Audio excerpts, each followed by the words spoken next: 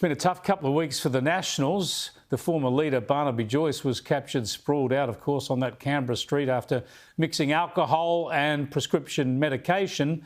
And then in Senate estimates, Nationals deputy leader, Perin Davey, was accused of being drunk after slurring her words.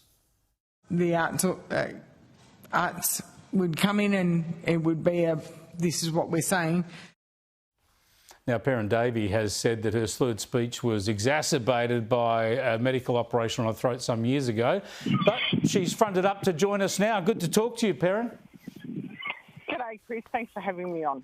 This thing's gone on long enough, hasn't it? You had a couple of drinks by your own admission. Don't you just admit that you might have been a little bit tipsy, maybe over the driving limit, but you still did your job all right and everyone should move on? Well, I mean, that's the key here. I did my job.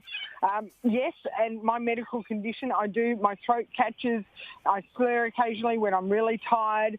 I feel pressure on my facial muscles. It changes the way I speak. But I admit I had a couple of drinks. What I want on those is I went into that room, I asked the same questions I've been asking for 5 years, and over the 5 years I've been getting decidedly different answers to my questions. What I'm excited about is now I go into that room and Creative Australia are already prepared for me. They know that I'm going to ask about regional arts spending.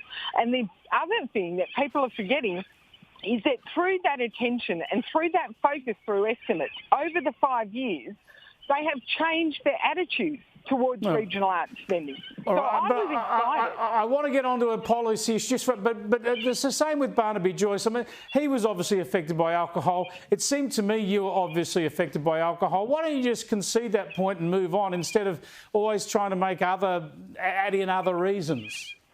Well, because I still maintain that I do not believe I was drunk, and I will stand by that. I still maintain that I was able and capable to do my job, which I did. Would you have driven a car? And testament to the fact that I did my job is the answers and the responses I get, which are now on Hansard. Were you in condition to drive a car?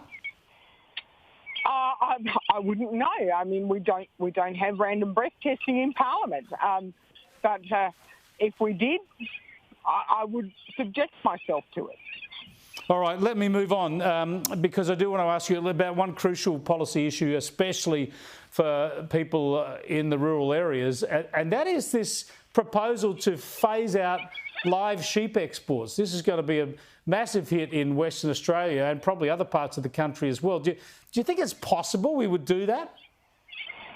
Well, I know what we know is that the Labor Party will do it. They've promised to do it, admittedly in the next term.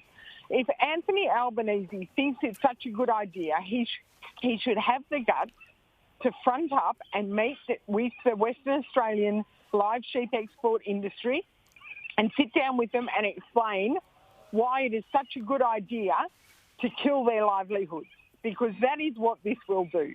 And it is a shocking piece of policy. We saw the harm and the damage done when Labor knee-jerk closed down the cattle live export industry to Indonesia, and now they're planning to do it with the exporters from WA, and they're not even prepared to share the report they've had written with the industry to explain what it's about. It's all just pat them on the head, don't you worry about it. We're not doing it before the next election, but we're still going to do it. So prepare yourself for death by 1,000 cuts. And one thing we can be sure of is if the Nationals get back into government holding the agriculture portfolio, David Littleproud has promised he will keep the live sheep export going. Thanks so much for joining us, Perin. I appreciate it after the week you've had.